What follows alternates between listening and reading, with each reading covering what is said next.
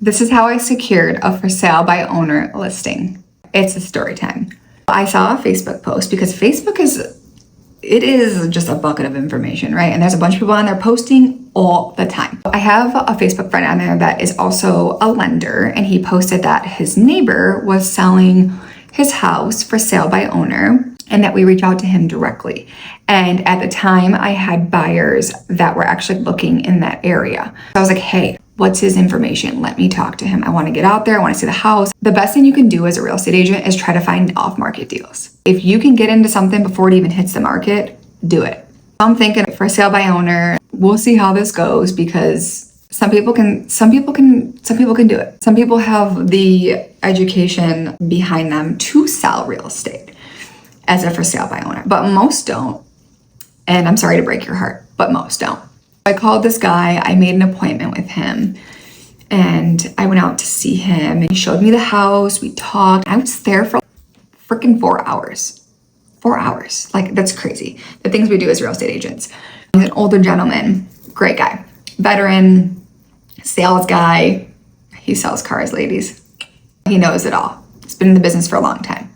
We talked for a while, and he went and got under contract with another for sale by owner. This is why having a real estate agent is extremely important. Let me tell you this. He went and got under contract with another for sale by owner without even selling his house. He showed up to this guy's house, he gave them a check and said, here's my deposit, here's my EMD. Well, there's a problem with that, right? You're handing physical money to just another individual. There's no title involved. He just gave money. Anybody can be a scam artist. Anybody can just take that money and just run with it. Now here I am, and I got involved, and I said, whoa, you just went and got under contract? Where's the purchase agreement? Where's nothing? He literally had nothing. Luckily, I ended up getting information because there was another real estate agent that was helping the seller, not listing it, but gave them documentation. I talked to her and I was like, hey, what's going on? Is there any paperwork? Just trying to get some information to figure out what the heck is happening. My client, he just went and did this. And mind you, I was just trying to go over there to see his house to sell it to my clients. But my clients weren't interested. So I ended up just getting along with him really well. And then he basically hired me to sell his house. And I'm like, well, we got to put your house in them. We got to see, I need to dive into your house. I got to see what you owe on it, what it's worth. I got to do all this good stuff before we go to the market. But he's like, I need to go to the market right away because he put a deposit down on this house that only gave him 90 days, which was still, that's a good enough time. But you have to remember, we're in the middle of winter. This was back in December. So nobody's really buying in December, January, February. 90 days is going to be very difficult. Here in Michigan, I should say. That's our slow season. Once I figured out what he was purchasing this property for, and then I analyzed his house and everything that needed to come together to make this deal even happen, I come to realize he doesn't have the funds to buy this house.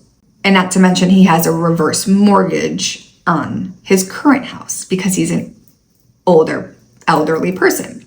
I'm not going to explain reverse mortgages because I'm still trying to figure those out, but it's what it says. It's a reverse mortgage. Payments go up. They don't go down like traditional loans do. I was already like, what the is happening? I'm like, we had to have a heart to heart. I was like, you can't afford this. I was like, you cannot afford this. I go, and you, not to mention that you want to also overprice your house to put it on the market, which nobody's going to buy it at that price. We had a lot of discussions and I was like, honestly, I wouldn't take deals like that. It's too much. Like somebody who thinks that their house is worth this, but it's not. And somebody who's already under contract with another for sale by owner when they can't even afford that. Like that was like, when I tell you that this is probably the most stressful deal I've ever done. It was. We had to have a heart to heart. And I was like, you can't afford this. And we need to reassess the situation. I go, why don't we go look at a couple other properties that are in a little bit of a lower price point that maybe you might be interested in. I was gently pushing him to look at other things so that we didn't have to sit here and be under contract for this house because it's too expensive. He just can't afford it. We did a couple showings and I started seeing in his face, he started realizing I can't afford that house. I do need to do this. And it was a couple months and we ended up finding something that was cheaper. It was a lot cheaper. It was probably $100K cheaper than what he was originally under contract for. And we did put his house on the market. He was very persistent on the price that he wanted. I already knew it was overpriced. But I needed to help him because we needed to get out of this deal, to get under this deal, and we needed to get this house sold because regardless, he had to move. He was in a situation to where he had to move. We got under contract with a new house. We did our inspections. We did everything. Everything went great. Everything's good. But we're still in the process of selling his house. We finally, I think I put the house on the market in like December. Mind you, overpriced. I know it's overpriced. And then around April is when we officially got our second offer, and it was all a cash offer. And it was literally they offered what I initially wanted to list the property at. He has no choice. We're taking this offer. We're taking it. It's a lot less than what you thought you were going to get because I already told you what you're not going to get. So we had to do that. We accepted it. We went through all of the inspections, everything like that. The buy side was interesting, and it's a different story for a different day. But on top of all of that, he also had debt, I should say. There's a couple lenders that couldn't help him. They were like, I can't do anything for him, hands off, nothing. And I was like, well, there has to be something. Like, I'm out here working my ass off to get my client under contract on both ends.